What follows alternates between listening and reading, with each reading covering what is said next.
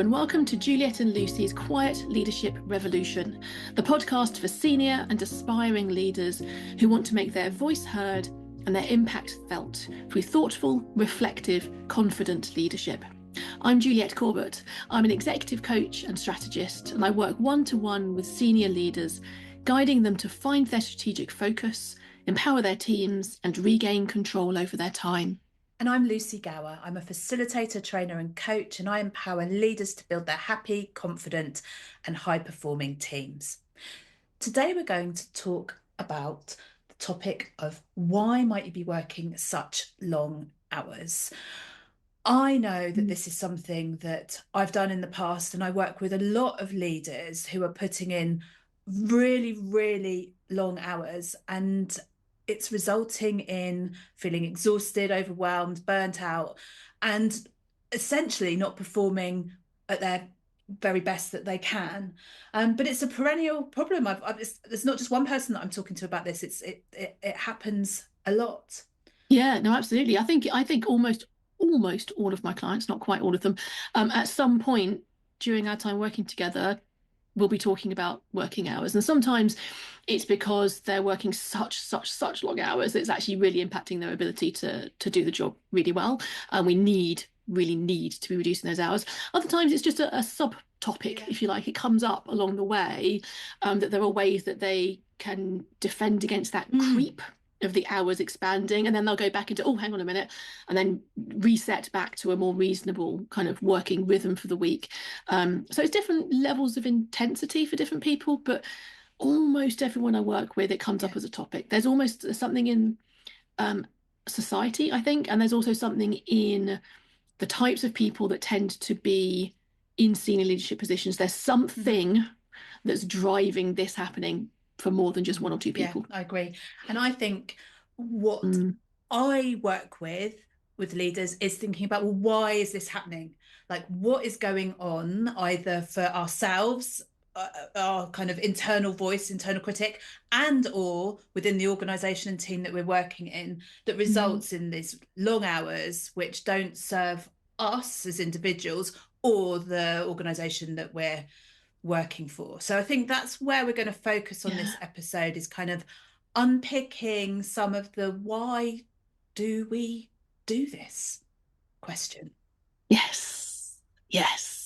And one of the ways to think about this is to think about the limiting beliefs that you might hold. Now, I'm not going to make an assumption that you hold, as you're listening to this, that there are limiting beliefs, but it's always worth asking the question, what is it that I believe about the relationship between working hours and success or impact or my leadership? What is it that I believe is true about that relationship between hours and impact? In order to unearth whether or not there's something that you're holding as a belief which is not serving you, or at least no longer serving you. And that's basically what we define as a limiting belief, something which we assume is true without really questioning it very frequently. And it's limiting because it is in some way, it's holding us back. Exactly. And our limit and our beliefs and our values can sit very closely together. So if you have a value about, like, if I work really hard, I'll be successful, then that can serve you well. Working hard equals success. But if you're getting to the point where it turns into a limiting belief, where it's like, I can only be successful if I work really hard, therefore I have to be present on email from 8 a.m. to 8 p.m., for example, that is almost, your value's been dialed up too much, and it turns into something that isn't serving you any longer. I like that connection between the two, because the value can be, hard work. I value hard work, and that's great. There's nothing wrong with that as a value. But as you say, if you dial it up too much, so you believe the only way to be, or the only way to be successful, or in some people's things, kind of the only way to keep my job, it becomes that stark in their mind. The only way to keep my job is to work really hard all the time. It's like, no, hang on a minute. We're now dialing up that value so much that it's no longer serving you. And as we're going to talk about in a few minutes, it's also not generating the impact that you want to have either. So it's not just that it's exhausting you, it's that it's actually undermining your ability potentially to do really good work as a leader.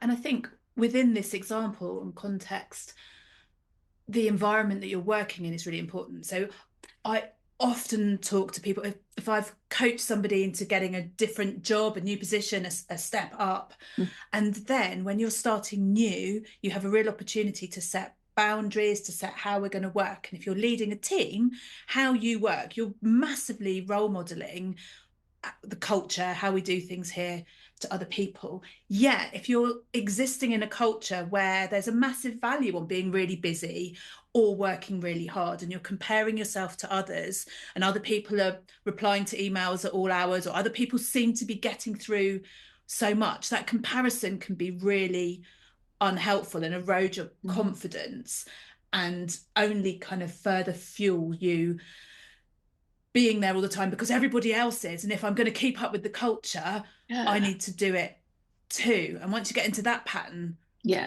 that's very difficult to shift boundaries. It is. It is really hard. And in actual fact, that's one of the ways in which working with a coach would be really helpful, because you have to be a little bit braver. I mean, you can do it on your own, but you have to be a little bit braver and a little bit more doing it consciously. Yes. I think if you're surrounded by, it's almost like if you're in, a river or a swimming pool where the water that you're in has a certain set of assumptions, and that assumption is we all work really hard. That's how we're successful.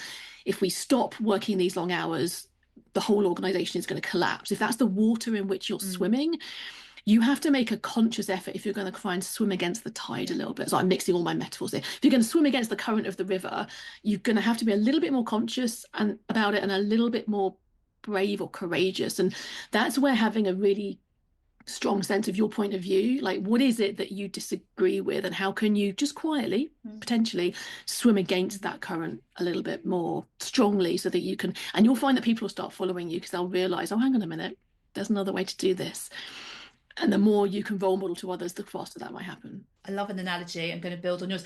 You might choose to swim. There's different solutions. You might choose to swim against the current. You might get a life raft, or you might get out entirely. So there's some different things that you can do. But I suppose that comes back to your values and belief system about what you need to do to keep yourself safe, and what you need to do in order to serve your organization and the team that you are swimming with. Oh, we're going to keep going on this analogy. That's all great. So I wonder, Lucy, whether to begin with. So let's unpack a couple of the limiting beliefs or these values that go into overdrive that we've seen. Now, actually, in preparing for this, I was trying to think through which ones to highlight. I've gone with, I think it's 4 on my list of ones that I've heard clients say to me really, really recently. But actually, this list could go on and on and on. So one of the things I think maybe is, we're going to talk about some things that we see frequently with ourselves and with clients. And let's be clear, this is us as well. We experience this too. And when we're talking to clients. And then as you're listening to this, some of these might resonate, but it's okay if they don't. There might be something completely different that's a limiting belief that's underneath, kind of unquestioned underneath that behavior of working the long hours. So it may be that this is absolutely hitting the nail on the head, but if we try and talk about all of these potential beliefs, we're going to be here for about 15 hours, Lucy, which I don't think anyone's going to want to listen to. We don't work all those hours, do we? The irony on precisely. And however, we would urge you to think about, okay, what does this mean for me? And I'll share in the notes, I have a kind of little workbook on, okay, let's me think about my own limiting beliefs and what that means, and what are some of the different thought patterns that can help me get to shift that. Yeah, brilliant. Okay. So one of the ones, we've mentioned it already, but one of the ones which is really strong in a lot of people is this connection between, I have to work long hours to be successful. It's like an unquestioned assumption that hard work equals success. There's no other way to do it. And if I just keep working harder, that success, however I define that success, is just around the corner. The problem is I need to work harder. And it's quite common, isn't it? It is so common. I hold that belief too, like work hard and you get results. It doesn't mean that belief isn't true, but what that looks like as it plays out, I think, is important. So we've talked about this in previous episodes about how working all the hours isn't necessarily the most effective way of working, and slowing down in order to speed up is really valid.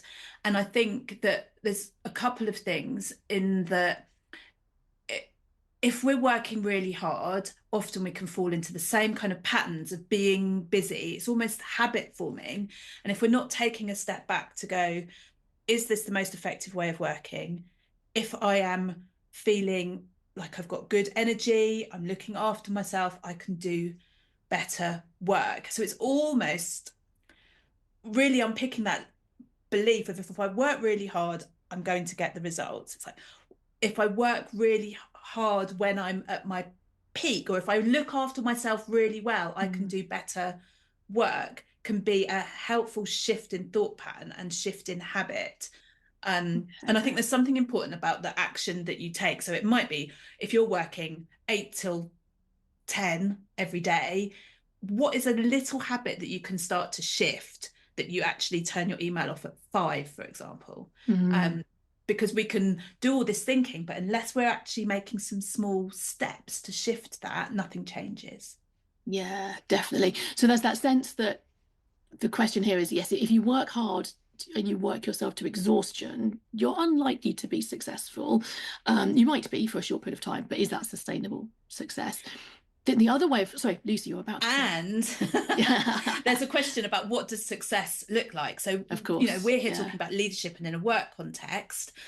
If you get to the end of your life, nobody says, oh, I wish I'd worked harder. So what does success look like in the round, in the balance of your whole life? Is it about learning? Is it about family and friends, going on great holidays? There's more to life than work. And when you have more in your life than just work, the evidence shows that your creative thinking, your problem solving skills, and your success at work does increase. Yeah, absolutely. So there's some flaws in the logic here. I think the other element here is, it might be true that if I work hard on the things which are going to have the most impact, then I probably will be successful. And there's actually little bits we don't say are really important. So probably successful, like, this isn't an equation. No one knows. There's uncertainty built into all of this. So we're never actually going to be able to have an equation that hard work equals success. It's all about understanding that it's probably going to equal success. And therefore, that means, it doesn't mean let's all get really pessimistic and lose our optimism. What it means is, okay, so if it's not working, let's try something different, because maybe that didn't work. And it's working hard on the things that are going to have the most impact. Like, this goes back to my harping on about strategy, but if we're talking about focus and prioritization, there are so many things you could do, but there'll be certain things on that list which are likely to have the biggest impact, or be the shortest route to the impact. Rather than creating an enormous system, what's the shortest route you can take to have the impact that you're looking to create? So it's about, I mean, I hate the phrase, but it's about working smart, not working hard. I hate that phrase. You knew I was going to use it. I nearly used it earlier. It is about working smart, but it's about prioritizing, about focusing, deciding what not to do, as much as deciding what you are going to do. And then, a bit of hard work is probably what's needed to get the job done, but not hard work with no boundaries. Hard work on the thing that you are prioritizing. Spot on. Okay. So that's the, if I work hard, I will be successful. Belief that we've talked about a little bit. What else is on your list, Julia? My list. And the next one I've got is, I'm paid a lot. This is as a senior leader. I'm paid a lot, so I need to work more than my team. And this was something that someone mentioned to me relatively recently, was I need to be present. I need to be demonstrating that I'm present to my team. They need to see that I'm working longer hours, because that's how I justify my salary as a senior leader.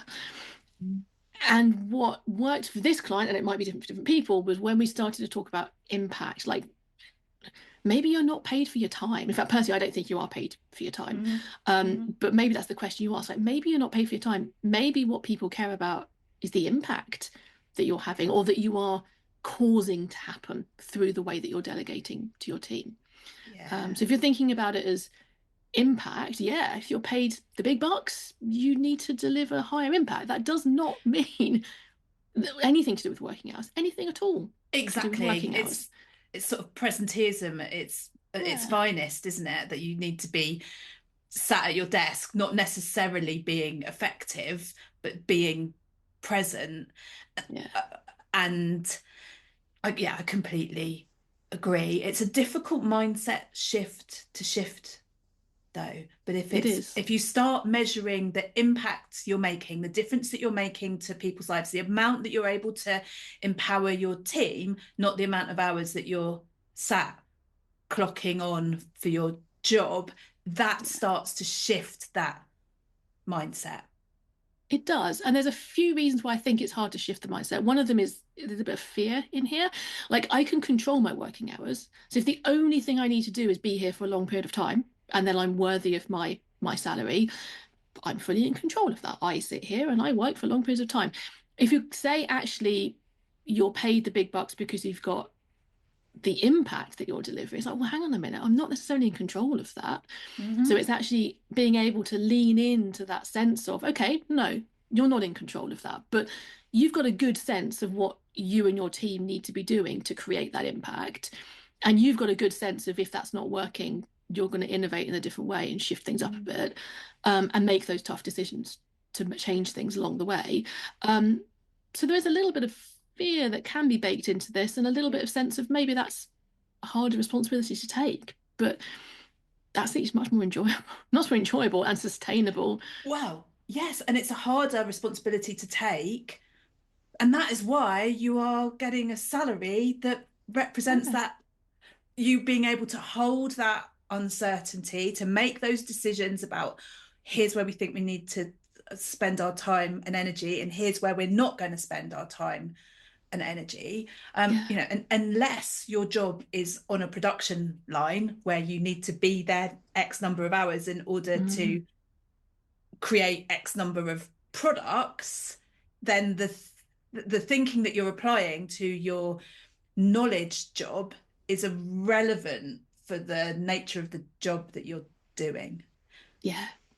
And of course, this all links together, doesn't it? So Of course. you're also going to find it hard to see what's the best decision to make to have that impact, unless you're well rested, as we talked about before. Like Yes. you're not going to see it very clearly, and sometimes you can also get that sense of stubbornness or kind of sunk cost fallacy. I'm just going to keep going.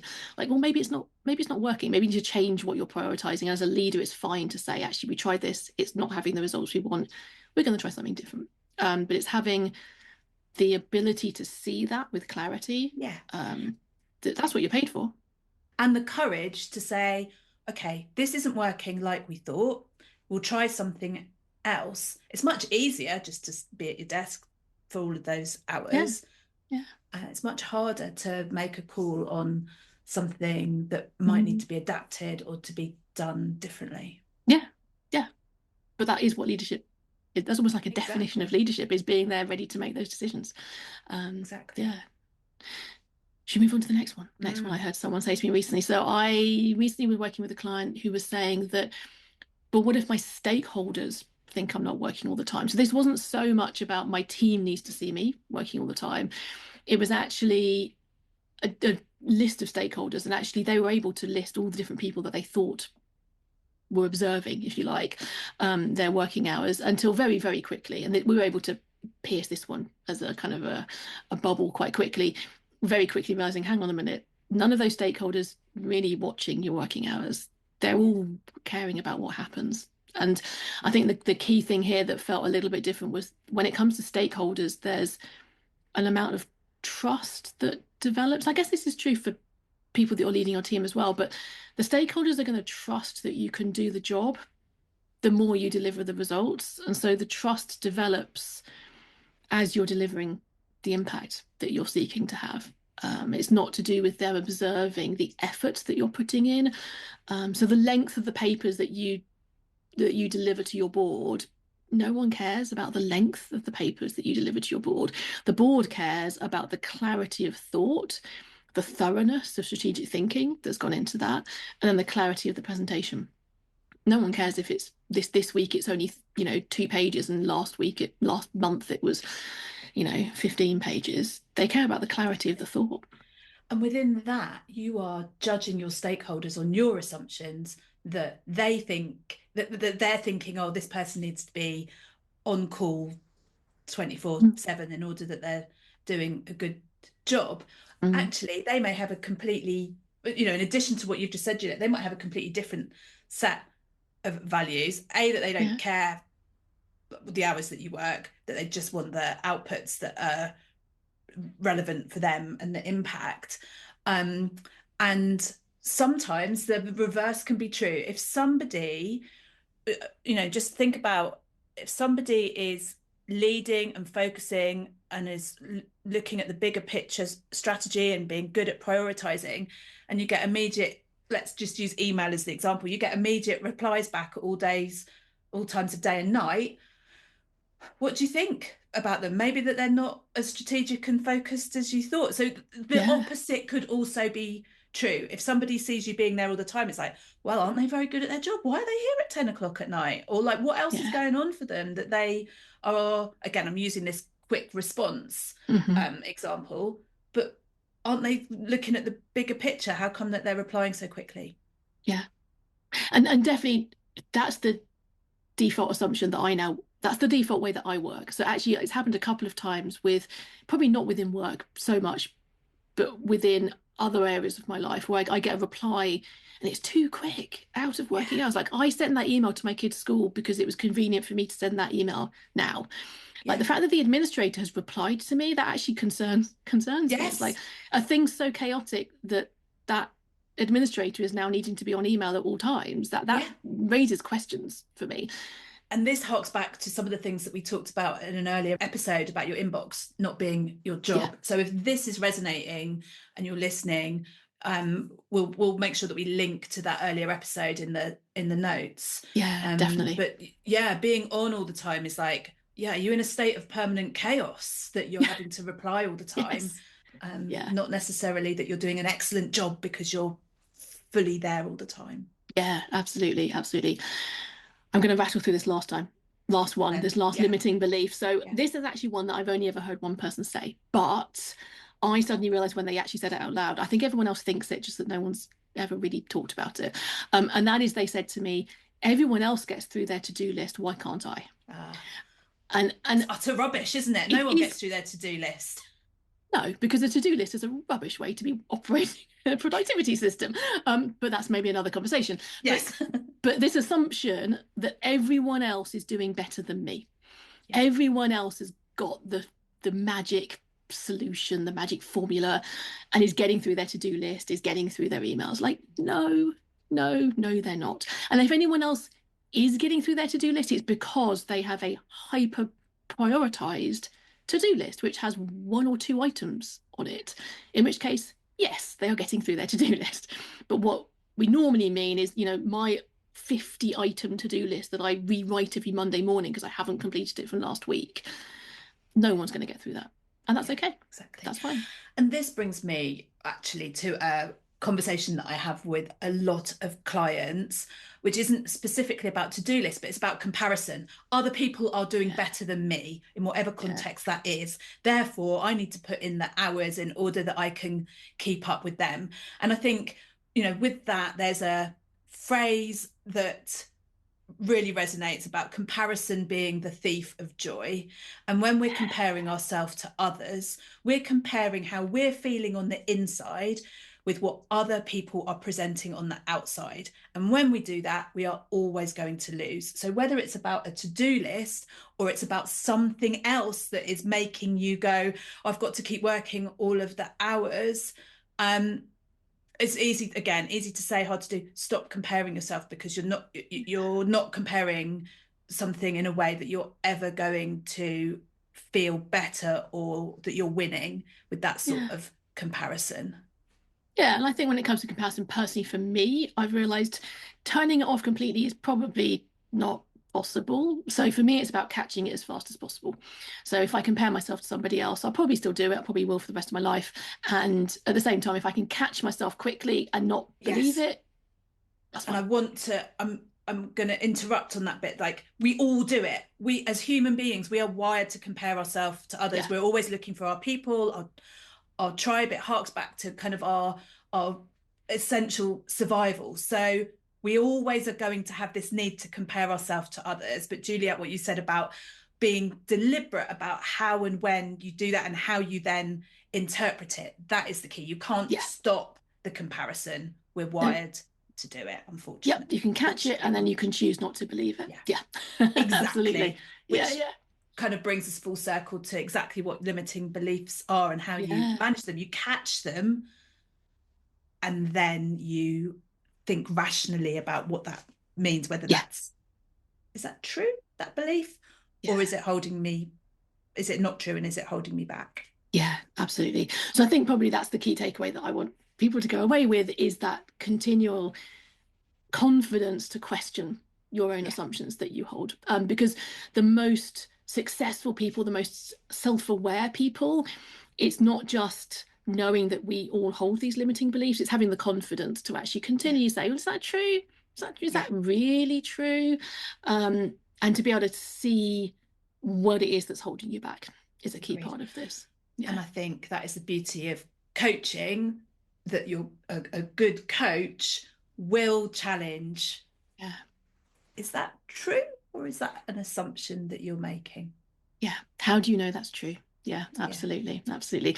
So, Lucy, what key thing would you like people to take away? I mean, it's the same. It's around, we all make assumptions about everything. If there's some behavior that you're about yourself that you're feeling that this is perhaps a limiting belief, this is holding me back, this isn't helpful, is to just take a moment to catch it and to think a little bit more deeply. Either have a conversation with a trusted friend or colleague or coach or mentor, but unpick that a little bit to see whether that is something that's holding you back and if you can reframe that thinking. Yeah. Yeah, absolutely. Fantastic. I think we've rattled through quite a lot today. I think we're ready to wrap up. Yeah, I Happy think with that, Lucy? Yeah. I'm As happy. Yeah, as always, we love hearing your feedback. We really love to hear what things resonate, other questions you've got. And equally, Lucy and I always love to have a good conversation about things that we've missed, because that means that Mm, we get to evolve our thinking about these things as well. And we're learning alongside all of you as we're on this kind of journey together. absolutely. So, thank you for spending this time with us. I'm Juliet Corbett, an executive coach and strategist working one to one with senior leaders. And I'm Lucy Gower. I'm a facilitator, trainer, and coach, and I help leaders to develop high performing teams. If you've enjoyed this episode, please share with colleagues and help leverage the impact of the quiet leadership revolution.